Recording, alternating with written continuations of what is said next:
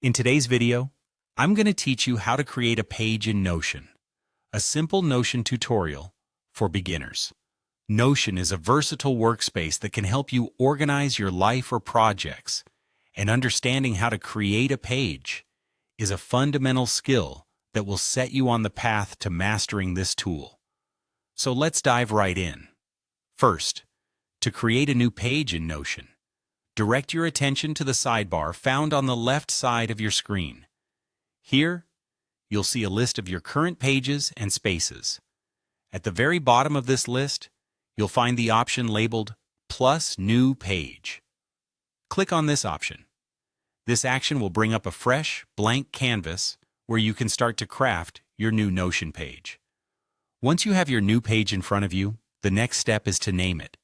Adding a name is essential as it gives your page an identity and helps in easily locating it later. Think of a name that encapsulates the purpose or content of the page, whether it's for meeting notes, a to-do